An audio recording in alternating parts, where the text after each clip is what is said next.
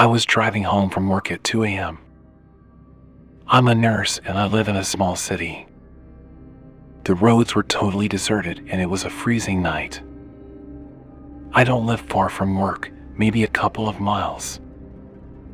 I'm driving down a residential street around the corner from my house and I see a man laying face down in the street. Now remember, I'm a nurse.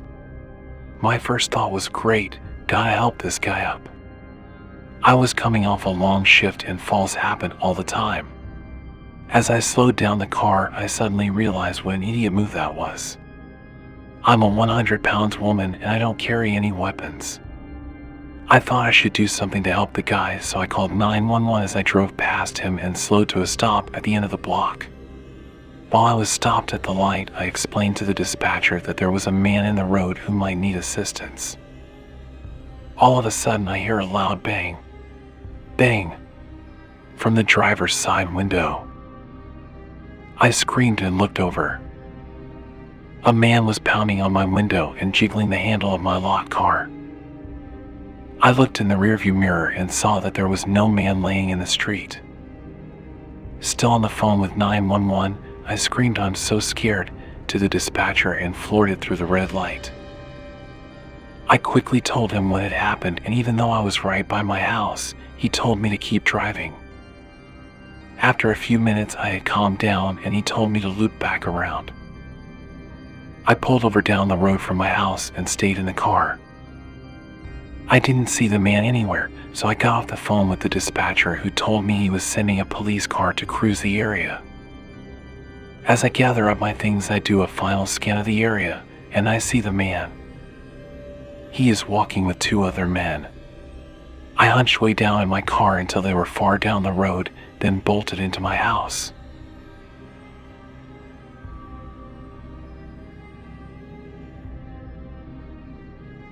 When I was really little, my parents would let me stay up late on the weekends and watch TV until I fell asleep.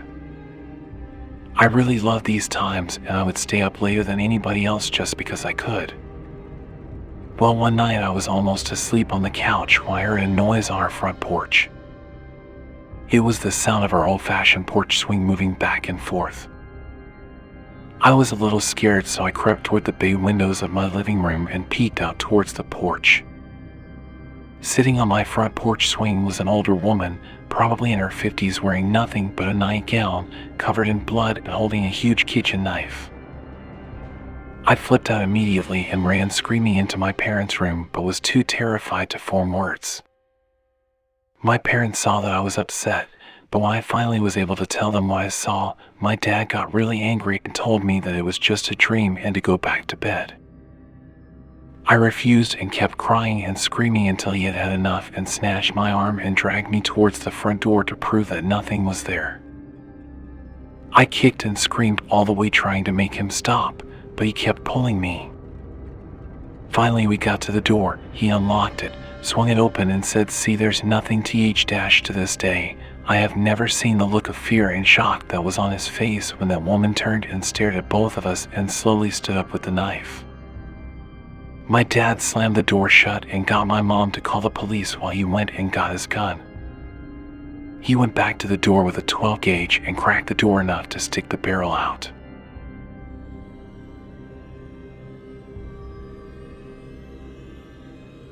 Happened to a friend of mine. It was about 1 a.m. and he heard a noise outside his front door. His front yard is really dark, so he looked through the peephole rather than opening the door. He couldn't see anything but could tell something was below the peephole. He decided to open the door slowly, and as soon as he did, an older lady whose face was covered in blood and only wearing a t-shirt, no underwear or pants, tried to run into his house. He slammed the door on her and called the cops. While waiting for the cops, he kept looking out the little hole on the door, and every so often she would scurry back and forth on his front lawn. I wasn't there, but I picture it like the alien at the birthday party in Signs. So the cops finally show up and detain the women, and they get to the bottom of the story. It turns out the woman was his neighbor and she was extremely drunk. She had been drinking and locked herself out of her house and tried to get back in by breaking the window with her face/hands.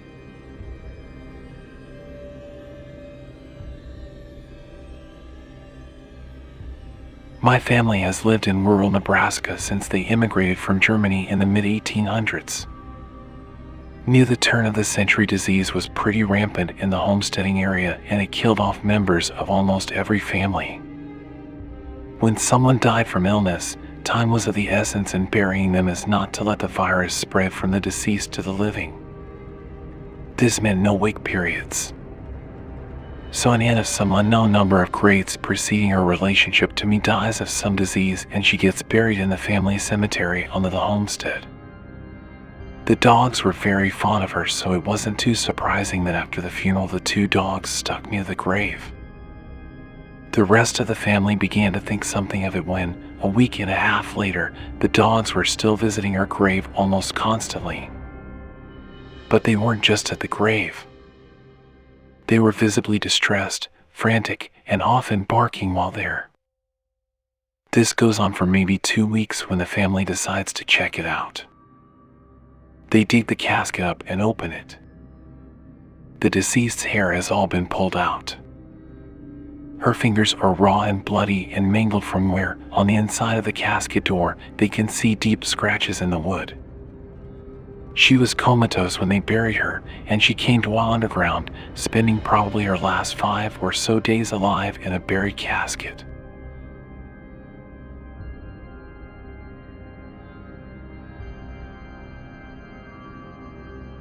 When I was about 7 years old, I went on a walk with my babysitter. We were walking back a mile or so to my house on a fairly busy road, and about halfway there she says we should play Simon Says. At first we walk faster, then skip, and then jog lightly. Then she says Simon Says run as fast as you can. Simon Says turn here. I was slightly confused, but played along. As we turned down the driveway, I looked back and saw 2 guys chasing after us, one with a bat and the other with a knife. We ran up to a house, and some old people living there let us in, thankfully. At the time I didn't grasp how fucked up it was that we were getting chased, and I still have no clue why they were.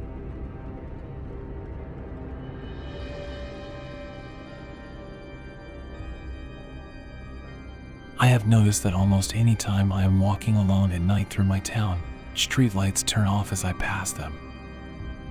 Not all of them, but enough to make me think something wants me to be in the dark.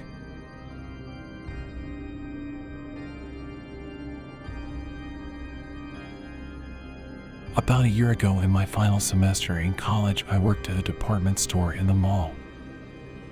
I didn't have a car yet, so I asked for day shifts because it was a 2-hour bus ride back home.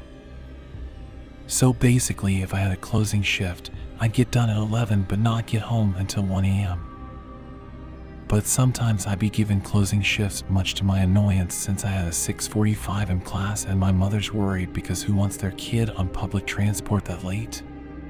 Sometimes she could come and get me, but it'd be too much of a hassle to get my younger sisters out that late and such, so I never asked her. My managers being the jerks that they were gave me a week of closing shifts, knowing my situation.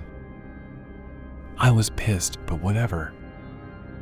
One night I had just finished my shift, got on the bus, I sat in the back, and was minding my business when my iPod died. I was annoyed, but I just kept my earbuds in and occupied myself by playing a crossword on my phone. About 2 seats behind me, I hear these guys speaking Spanish. Now, my stepmother is Puerto Rican, so while I understand a fair bit of Spanish, I don't speak it. So I hear them talking, but I don't pay attention because it's rude to eavesdrop and all until they say that black girl up there, then my ears perk up.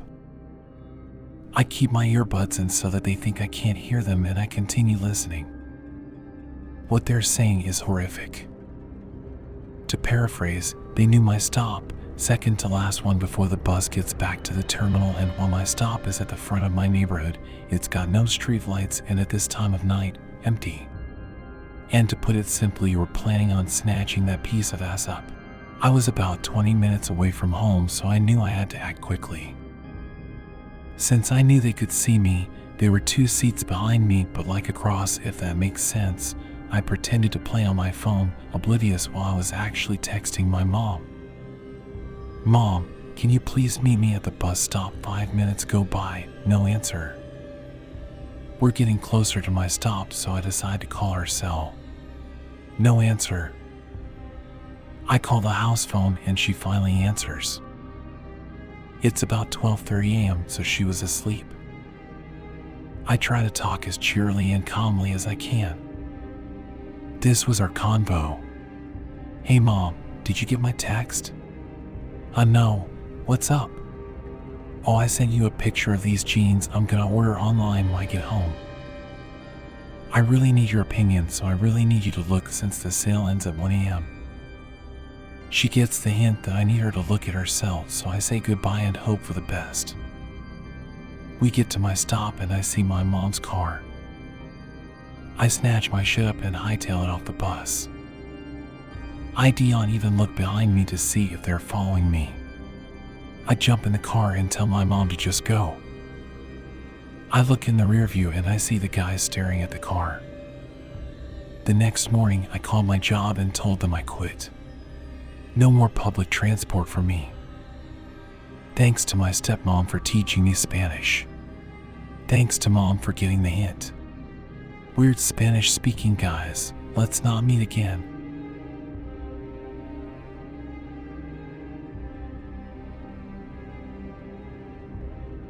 My best friend at the time, same age as me, was my neighbor who lived with her mother and grandmother 3 houses down from mine.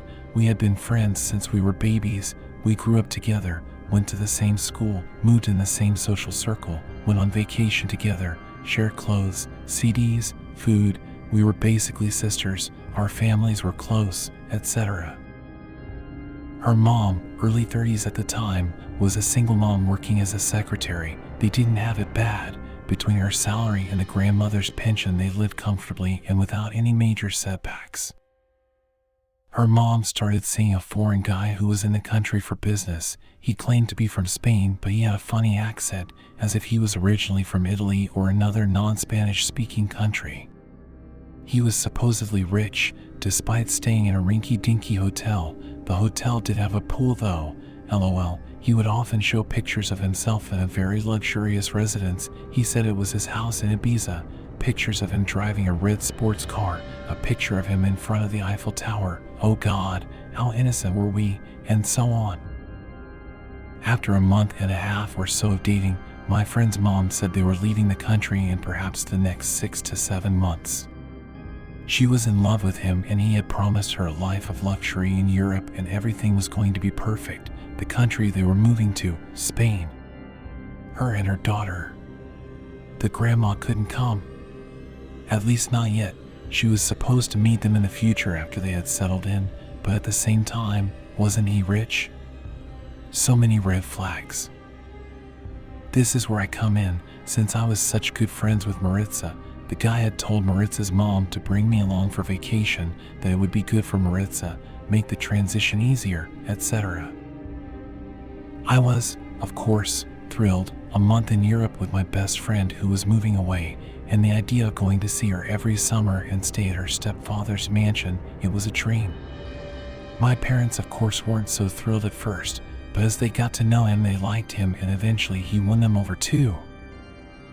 Eventually I even got a little weekend job as a waitress at my uncle's restaurant to help my parents with the plane ticket and other costs. We got my passport, we were ready to go. As the months went by, it became evident that I wasn't going to be able to go. The money I had saved wasn't enough. It didn't even cover half of the ticket, and my parents couldn't come up with the money for the rest of the trip. A week or so before they left, the guy came to my house and talked to my parents. He offered to pay for my plane ticket. My parents politely declined. I was fuming. I swore I would never talk to my parents again. I didn't come out of my room for days. Eventually I got over it, and when it was time to go to the airport to say goodbye to them, I did. We cried, we hugged, we promised each other we would meet up next summer. By then I would already have the money saved. They left. We never heard from them again. The days went by and nothing. I remember the grandmother, the pain on her face, the nights she went on without sleeping, home alone without her daughter and granddaughter who were supposed to call her as soon as they arrived in Spain, and yet they never did. Eventually, they were reported as missing. Surprisingly enough, the guy had given out his real name and last name the whole time, so after the cops got involved, turns out he had this huge record in Spain and Italy and had been in jail for drugs, prostitution, kidnapping, extortion, and God knows what else. The police told their family that they were most likely sold into a human trafficking ring, that this was very common, and that sadly there were too many cases like it. There was nothing to do but wait. Last time anyone saw them or had any register of them was at the airport in Seville when they arrived. Nothing else. It breaks my heart even to this day, and to think that if my parents had said yes, I wouldn't be here today, sends chills down my spine. Sometimes I look Maritza up in Facebook in hopes that I'll find her. Maybe she regained back her life and her freedom, but nothing ever shows up. The grandmother died in 2013 too, sadly without ever seeing or hearing about her daughter and granddaughter again.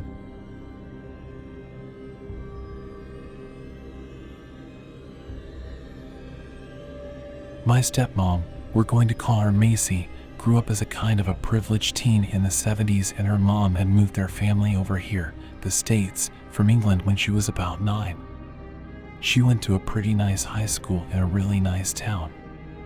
There, she made friends with a girl, Lily, who didn't exactly run with Macy's type of crowd, popular, stereotypical, etc. They really hit it off, and Lily would take Macy out to do her type of stuff, hiking, fishing, sailing. There's even a hilarious set of pictures of them camping. My stepmom has raccoon eyes and looks like she hates everything. Anyways, because of Lily's influence, the two of them would do stuff like that a good amount. One Sunday, they decided to go hike in some hills about an hour away.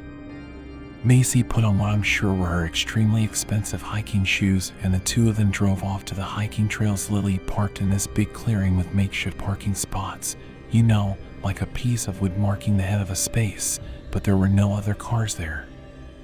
This was only important in hindsight. They started hiking up the hill, off the path, because Lily fancied herself as something of a badass.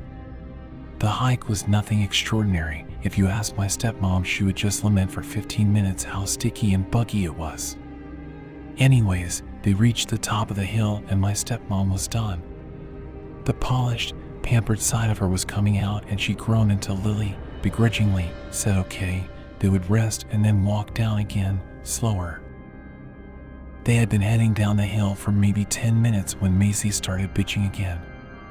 Lily conceded to walking down the side of the road instead of the rough hiking trail. So there they are, probably looking like a couple of tools geared up for hiking and walking down a crappy road, and after not even 5 minutes, a truck pulled up next to them. It was red and rusty, and just generally looked like a clunker.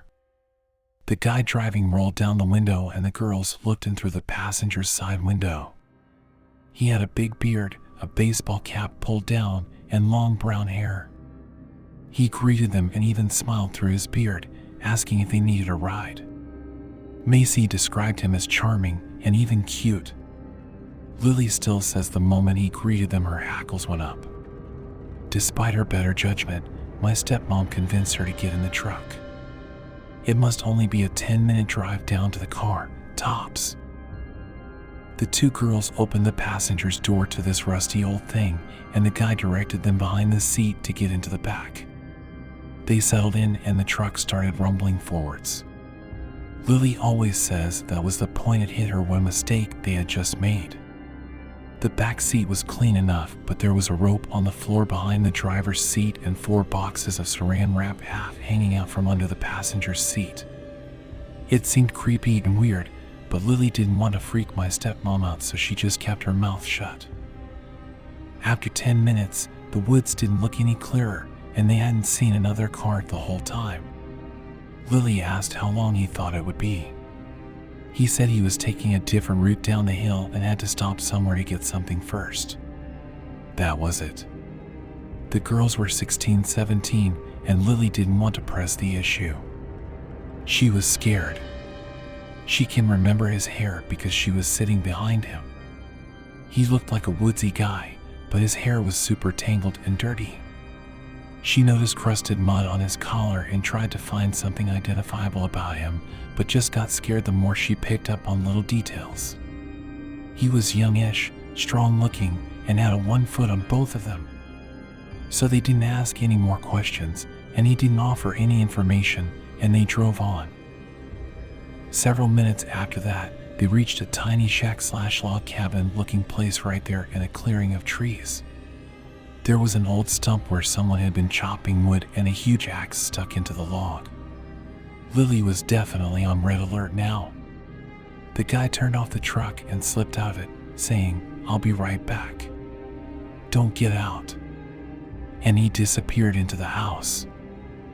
Lily tried to talk to my stepmom about how she was incredibly uncomfortable, but she mostly just dismissed it.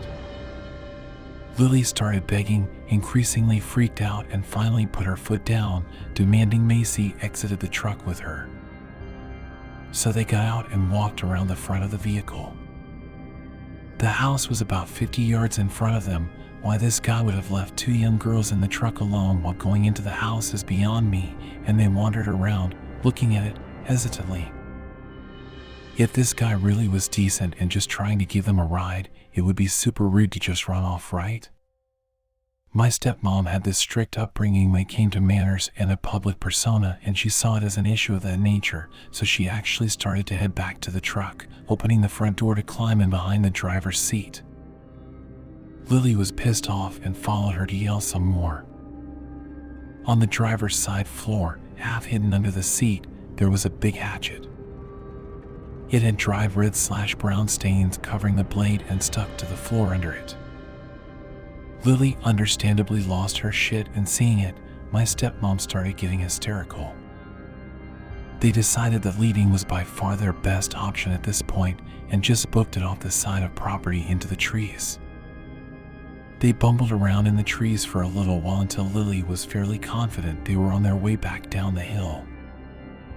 My stepmom cried all the way down. Lily felt bad about it, but was also completely freaked out that he would hurt it and kept trying to calm her down. When they finally got back down to the bottom and saw the old wooden fence that surrounded the original parking area, they were relieved. But as they got closer, they saw it. The truck. It was parked on the other side of the gravelly makeshift lot, just sitting there, facing the other way innocently. They couldn't see if anyone was in it, and of course Macy wanted to run for the car, but Lily was super hesitant. She managed to calm my stepmom down, saying she wanted to wait before running out into the open to see what was out there. Remember, this is the 70s. No cell phones.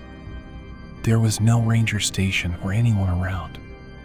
The parking lot was big and empty and open, and who knows what would have happened if they decided to stroll across it. Thankfully, Lily convinced my stepmom to chill, and the two of them hunkered down against a big tree, hidden by bushes and other trees, and waited it out for what was seemed to be a couple of hours when dark started to fall. All the animals started coming out and making noises, and my stepmom, predictably, started getting antsy about this and bothering Lily, who was tired and moments away from giving in. She was just planning their dash to the car when they heard a clunk. Across the twilight-lit lot, they watched as one of the back doors of their car swung open, and the bearded guy slid his way out of the back seat. He got out, shut the door, looked around at the surrounding woods for several moments, and then walked back to his truck. The truck lumbered past their car and out of sight. Several minutes after watching him drive away, they sprinted to their car as fast as they could, jumped in, and peeled out before they had even shut the doors.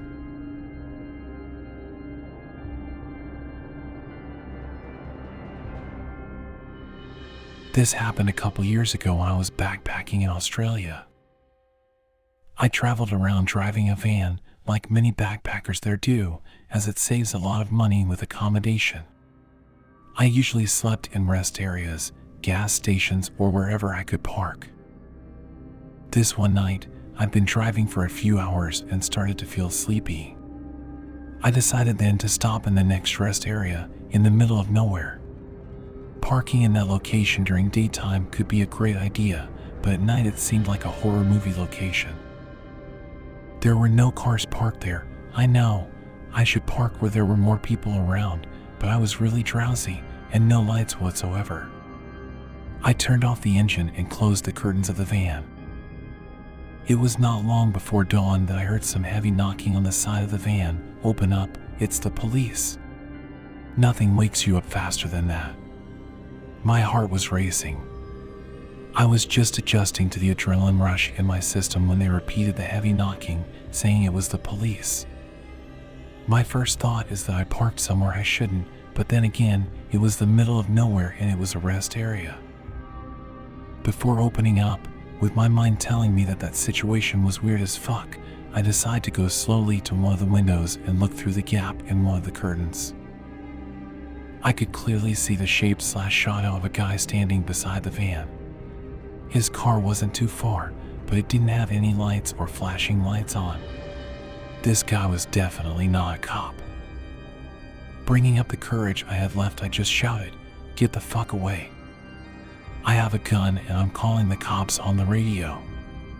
I didn't have a radio or a gun, but that seemed to faze him. I saw him getting back on his car, and to add to the creepiness, someone came out of the bushes and also got in the car. They left, and a few minutes after that, I turned on my van and drove in the opposite direction they went to. Safe to say that I never slept in another rest area that didn't have at least a couple other cars parked. I don't know what those people wanted, but with Australia's history of backpackers serial killers, I'm very happy to be here today.